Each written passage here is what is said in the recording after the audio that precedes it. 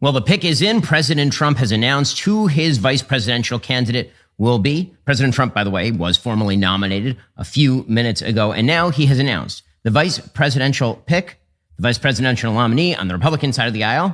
A lot of people had predicted it. The media had suggested it was going to be the case. It is, in fact, Ohio Senator J.D. Vance. The president put out an announcement on his Truth Social page. It says, quote, "After lengthy deliberation and thought, and considering the tremendous talents of many others, I've decided that the person best suited to assume the position of Vice President of the United States is Senator J.D. Vance of the great state of Ohio. J.D. honorably served our country in the Marine Corps, graduated from Ohio State University in 2 years, summa cum laude, and is a Yale Law School graduate where he was editor of the Yale Law Journal and president of the Yale Law Veterans Association. J.D.'s book, Hillbilly Elegy, became a major bestseller and movie as a champion the hardworking men and women of our country. J.D. has had a very successful business career in technology and finance, and now, during the campaign, will be strongly focused on the people he fought so brilliantly for, the American workers and farmers in Pennsylvania, Michigan, Wisconsin, Ohio, Minnesota, and far beyond." So you can tell from President Trump's introduction of J.D. Vance exactly what he is looking for here.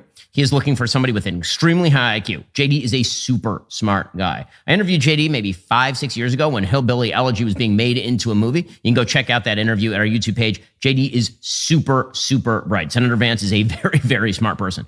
Not only that, he's an excellent articulator of the Trump vision. There's no question about this. When he goes on television, he is an absolute bulldog. A debate between J.D. Vance and Kamala Harris should, by all measures, be an absolute bloodbath in favor of J.D. Vance. Not only that, you can see what Trump is doing here, strategically speaking. Now, on a strategic level, I think that Trump already has more appeal, probably in these Rust Belt blue wall states, than Vance does, but he's doubling down on that. He figures that rather than try to appeal to, say, Hispanics with Marco Rubio, he's probably figuring there aren't that many Hispanic voters in Pennsylvania, Michigan, and Wisconsin. That's right. He's probably got the Sun Belt already wrapped up, and so he doesn't necessarily need somebody like Marco Rubio, who was dismissed. He probably figured that Doug Burgum, the governor of North Dakota, doesn't win him any additional votes because, of course, he's the governor of North Dakota. He's probably figuring, and some of the other candidates who had been discussed really don't bring all that much to the table. What he's figuring is that Vance is going to help him sew up those Rust Belt states. They're going to further solidify his leads right now, and by the polls he is leading, in Pennsylvania, Michigan, and Wisconsin. He literally says that at the very end of this statement. And he is focusing in on the white working class voter who he believes J.D. Vance represents. Now, what's fascinating about J.D. Vance, just as a person, is that if you read Hillbilly Elegy, it's a very pro-free market, anti-welfare state manifesto. It basically speaks to the idea that when you make people feel dependent on government, that is not, in fact, a substitute for social capital. It's not a substitute for all the institutions that need a community, that they need to create a community, things like church, things like family, and all of the rest. And he seems to have been more involved in, say, industrial policy, the idea that there need to be special economic dispensations made for this area of the country. Again, that's part of Trump's program too. That's nothing new. President Trump has always been pro-trade barriers, protectionist trade barriers for this part of the country. J.D. Vance doubles down on that, economically speaking. He is certainly less pro-business than somebody like Doug Burgum would be. He's much more populist in sort of his economic formation ideologically than somebody like Burgum. He's very largely a doubling down. A friend that I was discussing this with put it this way, and I think it's exactly right. If Trump wanted to go after, say, moderates in Virginia, if he was interested in broadening his base out beyond sort of these Rust Belt states, if he wanted to open up New Hampshire, say, then somebody like a Glenn Youngkin might have been a good pick. But if Trump is very confident that he's going to win, and if what he wants right now is a bulldog, somebody who's just going to be loyal at his side, attack the opponent, he's not going to do better than J.D. Vance. The person put it this way. Glenn Youngkin is a let's go for 40 states guy, and J.D. Vance is a F it, we ride guy. And I think that's a really good description. J.D. Vance is an F it, we ride guy for Donald Trump. He doubles down on many of Trump's ideologies. He's much more heterodox than, say, a Mike Pence was in Donald Trump's first term.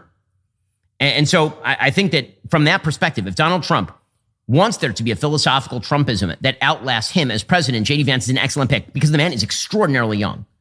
I mean, the thing to point out about J.D. Vance is that I'm a fairly young guy in politics. J.D. is younger than I am, right? J.D. is currently 39 years old. He's only been a United States Senator from Ohio since 2023. So he's made huge waves in the Senate in the course of the last year and a half. He's been in the Senate for less time than Barack Obama was when he ran for president in 2008, which is pretty impressive. And again, when you look at J.D. Vance's resume, it's an extraordinary resume. I mean, you're talking about a not only a New York Times bestselling author, but somebody who's very involved in the tech world. He founded Naira Capital, which is an Ohio-based venture capital firm with backing from Peter Thiel and Eric Schmidt and Mark Andreessen. And the goal of that was to bring jobs back to Ohio. Again, extremely smart person and a really good arguer. He also happens to be ideologically, shall we say, flexible. The reason I put that out there is because, again, he shifted his position on economics from hillbilly elegy to now. But that, again, mirrors very much Donald Trump's own ideological flexibility. Donald Trump is not a traditional conservative in any sense of the word. Donald Trump is a pragmatist who will do what he feels like he has to do in order to get where he needs to go. J.D. Vance is actually much more like that than any of the other candidates who are up for the position. So, for example, here was J.D. Vance. This is just last week on Meet the Press talking about abortion. And he was asked about the fact that the new Republican platform is much more, shall we say, sanguine about abortion than historically. And what he said in this particular case is that, again, he's pro-life from the moment of birth, but that doesn't mean that on a state-by-state level, that is exactly how it should be done. Right? Again, that's fairly, I think, within measure for J.D. Vance. Do we have that clip, folks? Clip 14 of Senator Vance. Okay. Again, his position on many of these issues has been heterodox. The same thing is true with regard to Ukraine. So on Ukraine, the Republican Party has been very split between people who believe very strongly that the war in Ukraine should continue with American funding and Senator Vance. Senator Vance has taken a very anti-Ukraine stance in that particular war. Now, he has taken the position that Donald Trump was respected in the world and the war never would have happened with regard to Trump. And the thing about Vance, I think that you can suspect, is that he's going to staple himself to Trump's position. So if Donald Trump says that he believes that Ukraine must be funded up until the point there's an off-ramp with Russia, then I would imagine that JD would probably mirror that. Do we have the clip of JD Vance talking about Ukraine? This would be clip 16.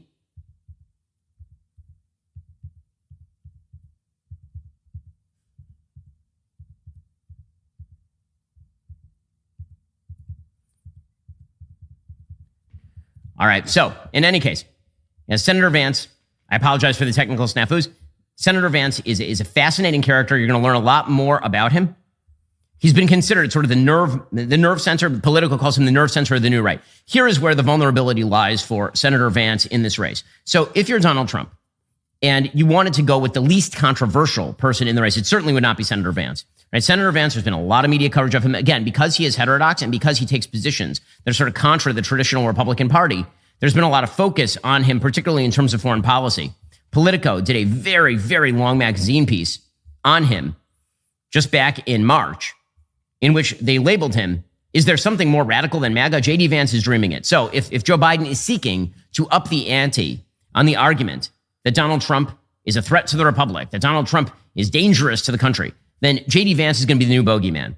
And what you could see from the Biden campaign, just speaking politically, what you could see from the Biden campaign is an attempt to swivel its guns away, figuratively speaking, from Trump and toward J.D. Vance. Because if they feel like they can't really go after Donald Trump because Donald Trump is sort of invulnerable publicly, J.D. Vance obviously has said a lot of things over the course of the last couple of years. So, for example, even this week, J.D. Vance, in the immediate aftermath of the assassination attempt, he said, today is not just some isolated incident. The central premise of the Biden campaign is that President Donald Trump is an authoritarian fascist who must be stopped at all costs. That rhetoric led directly to President Trump's attempted assassination. Now, again, I don't think that's totally untrue. I think it's a little overstated when he says it led directly to President Trump's attempted assassination. Yeah, I think that it's fair to say that it raised the temperature radically. We don't actually have the evidence as to what the shooter, did he leave a manifesto? Was he quoting President Biden? And even so, somebody saying something that is not in fact technical incitement is not tantamount to that person actually going and doing the shooting. If it were, then you'd have to lay a lot of responsibility at the feet of President Trump for bad things that his followers have done in the past. And that's something I'm not willing to do. Vance, in other words, is very, very aggressive. And because Vance is very aggressive, I think that's probably why Trump picked him. That's probably why Trump picked him, is because he's incredibly aggressive. And again, he is a VP candidate. That's what VP candidates are supposed to be. He is a bulldog of bulldogs. And that is the thing more than anything else that I think endeared him to President Trump. Again, his ideological flexibility here is an asset. It is not, in fact, a detriment, I think, to President Trump. Remember, J.D. Vance was not a fan of President Trump back in 2016. He's on the record saying a lot of things that were not particularly praiseworthy of Donald Trump back in 2016. Now, he has become an extremely significant backer of President Trump. And I think, again, that is one of the things that so many people in Trump world are very fond of. He has a lot of support among Donald Trump's immediate circle. Obviously, Donald Trump Jr. is very close with Senator Vance. Kevin Roberts at the Heritage Foundation is very close with Senator Vance. So he has a lot of allies in high places, as well he should. So it'll be fascinating to see if JD can shift his sort of image away from being the hard-nosed bulldog and towards something more unifying, if in fact that is what President Trump is seeking to do as the campaign moves forward from here on in. It's a very confident pick by President Trump. It is definitely not a risk-averse pick. We'll put it that way. It's not a risk-averse pick by President Trump. It is not a safe pick by President Trump. It's an audacious pick by President Trump for sure. Now, again, we have some of the reactions from some of the other sort of political figures in the ballgame here. Senator Rubio put out a tweet praising the pick. So Senator Rubio's tweet on the pick was just Trump Vance 2024, triple exclamation point. Rubio, of course, had been up for it. But about 5 hours ago, he humorously tweeted it dismissed because he was told that it wasn't him. Chris Rufo, who has been just an absolute asset to the conservative movement, a true fighter in the movement, a unique figure in the conservative movement. He is very celebratory of the pick. He says, congratulations to J.D. Vance, the best choice for vice president. J.D. adds dimensionality to Trump and can help cultivate a counter-elite in tech, finance, and law. He has already introduced legislation to abolish DEI and will make the case with poise and brilliance. Let's go. Ilhan Omar, for her part, she had a quick reaction. And anything Ilhan Omar hates is probably a good thing. She says, this should be interesting. And then there's just a quote of past things that he has said about Trump. In past texts, JD had said that Trump, quote unquote, might be America's Hitler, might be a cynical a-hole, cultural heroine, noxious and reprehensible, but that's all from 2016. And again, you'd be hard pressed to find a major Republican politician who is up for VP who had not said things about Donald Trump circa 2016. So that's nothing new there. Vivek Ramaswamy, for his part, was very enthusiastic about the pick of Senator Vance. One of the reasons is there's some speculation that Vivek may actually want to fill the open seat that has been left by Senator Vance. I find it hard to believe that Ohio Governor Mike DeWine is going to go along with that. But Vivek, of course, is very enthusiastic about the pick as well. Donald Trump Jr. tweeted, Biden is stuck with the worst VP in the history of our nation. President Trump has one of the most dynamic young leaders in the country in J.D. Vance. We also have incredible patriots like Governor Burgum, Senator Marco Rubio, and countless others who will work their tails off to get my father elected this November. Our party has never been more unified. Certainly around Donald Trump, that is true. Vivek Ramaswamy put out a tweet saying, so proud of my friend, classmate, and fellow Southwest Ohioan today. We used to watch Bengals games at the bar in law school. It's awesome. We're here now a decade later with JD joining the strongest presidential ticket in our lifetime. He'll be an outstanding VP. I look forward to everything ahead for him and for our country. And again, I think a lot of Republicans at this point are very much looking forward to J.D. Vance debating Kamala Harris. That is going to be, it should just be an epic beatdown. I mean, J.D. is so much smarter than Kamala Harris and so much more facile and fast on his feet than Kamala Harris. So again, very confident pick. That's going to be the big newsmaker from the convention, obviously. Now, the fact that the president of the United States went in this direction is, I think, a shock to a lot of people in the kind of conventional Republican Party who wanted to see him go with Mike Pence. But it really is more of a testament than anything else to the unique appeal of Donald Trump. Back in 2016, Donald Trump picked Mike Pence because what he felt about Vice President Pence is that it would help him shore up his support in evangelical circles. He knew that because of his social issues moderation, because of his own sort of, shall we say, diverse personal history, that there were going to be a lot of evangelical Christians who had a tough time with him. Mike Pence was meant to quiet those crowds. And he effectively did that. That pick was very good for that. This pick from Vance is not likely to quiet any particular crowd. This pick from Vance is very likely to open a bunch of arguments on a bunch of different sides. But what Trump is really saying here is that he's a big enough figure that he can overcome all of that. And that is a fascinating thing. This will be the most controversial VP pick probably since Sarah Palin.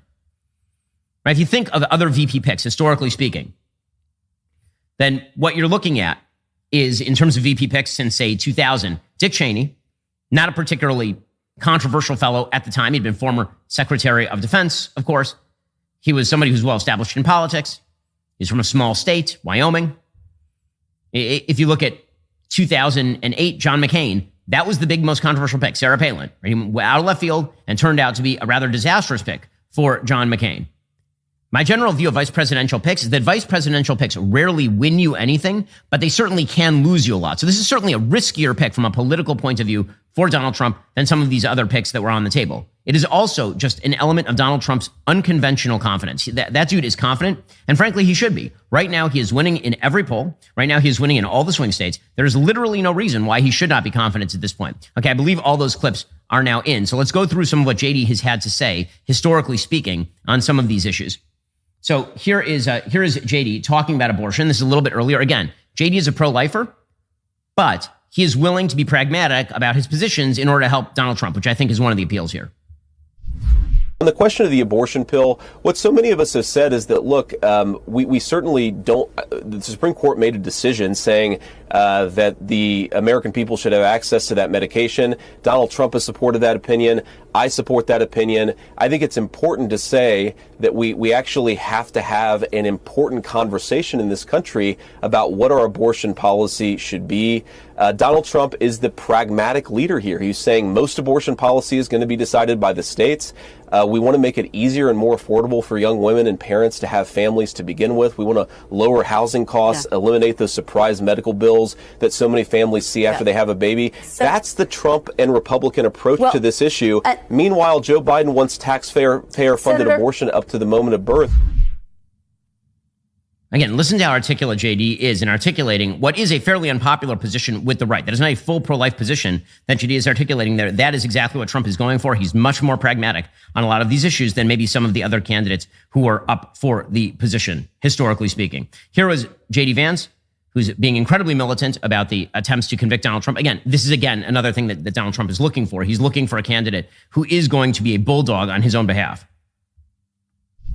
Well, Kristen, first of all, you said that it happens all the time, that the number 3 person in the Department of Justice jumps ship to join a local prosecutor's office to go after the president's political opponent. I don't think that's ever happened in the history of American democracy, and I don't think that we should legitimize it. Now, if Donald Trump's attorney general had his number 2 or his number 3 jump ship to a local prosecutor's office in Ohio or Wisconsin, and that person then went after Donald Trump's political opposition, that's a different conversation. Senator, all he's suggesting is that we should investigate credible arguments of wrongdoing. That's all that Donald Trump is saying. That is not a threat to democracy. That's merely reinforcing our system of law and government.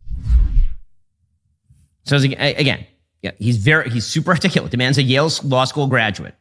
Okay, he was like on the Yale Law Review. This guy is very, very, very. He's the editor of the Yale Law Journal. He is super smart. He is super duper smart. And I think that, that combined with his populism is definitely of appeal to Trump. He also has very strong tech ties. Obviously, he's tied to Peter Thiel, who is one of the major funders of his original campaign. And Peter has been a big Trump backer really since the beginning. Here is JD Vance on Ukraine talking about the sort of absurdity of suggesting that Trump is pro-Russia. The Democrats' argument here is so inconsistent with reality. Russia took territory under the Bush administration. It took territory under the Obama administration. It took territory under the Biden administration. It took 0 territory under the Trump administration because Vladimir Putin actually respected Donald Trump, and he hasn't respected any of these other clowns. That's the most important thing when it comes to Putin's aggression in Europe, and the Democrats' arguments are absurd. So here's the thing about Vance, okay? Again, I'm pointing out his IQ because IQ actually does matter in these cases. The big problem for Sarah Palin is the minute that she was put on the national stage, she collapsed like a house of cards. She was asked questions like, what books do you read?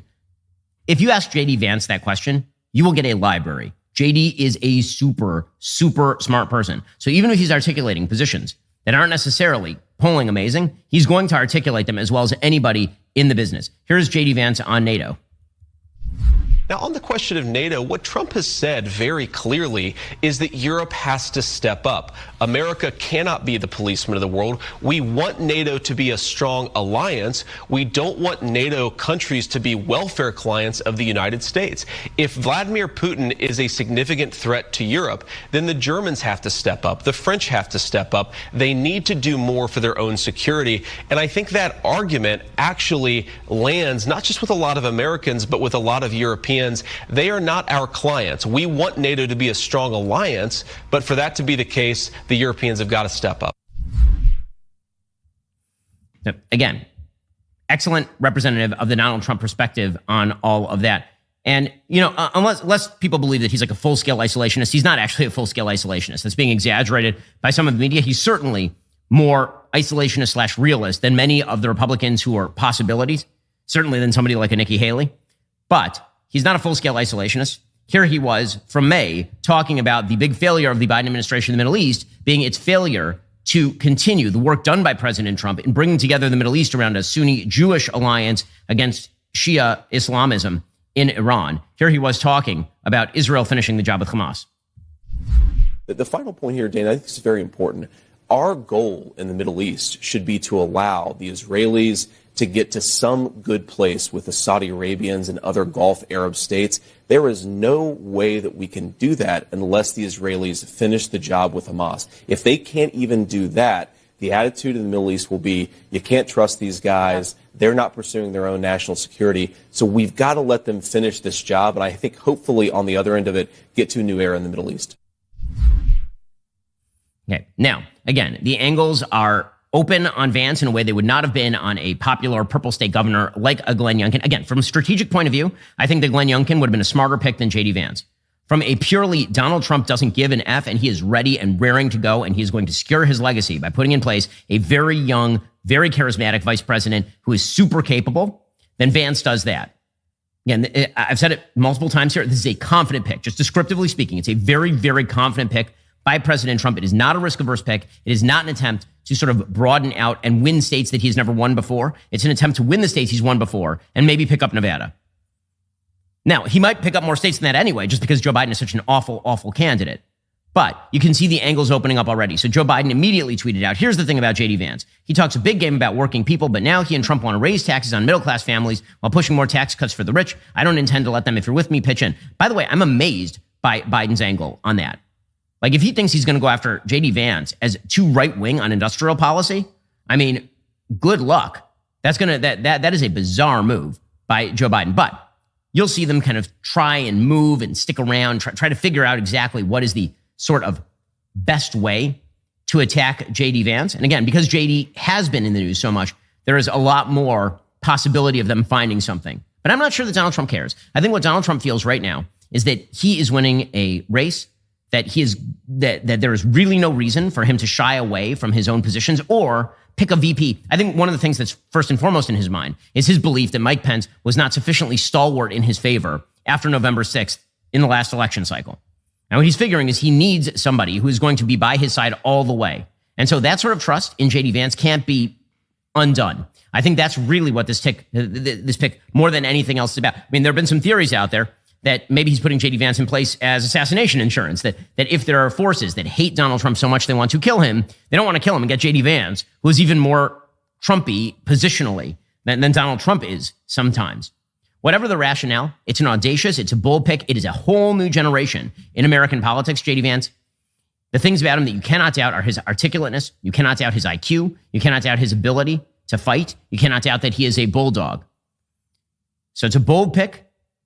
And all that's left now is to see how that works out. Obviously, we'll be introduced to J.D. Vance on a national level. Those of us who don't watch it super closely will be introduced to J.D. Vance on a national level come Wednesday night when he gives the keynote address as the vice presidential nominee of the Republican Party. The ticket is now set, and we now turn our attention toward making the case why Republican ideas are the best for the future of the country. Ideas that will lead to the election of Trump-Vance in November and make Donald Trump once again the 47th president of the United States. If you want all the updates, if you want to be in the news, if you want to be in the fight, become a Daily Wire member today with a special presidential discount, 47% off your annual membership at dailywire.com/subscribe when you use code FIGHT. I appreciate you sticking with me during this live break into the news, and I'm sure there will be many more like it in the days to come. See you in a bit.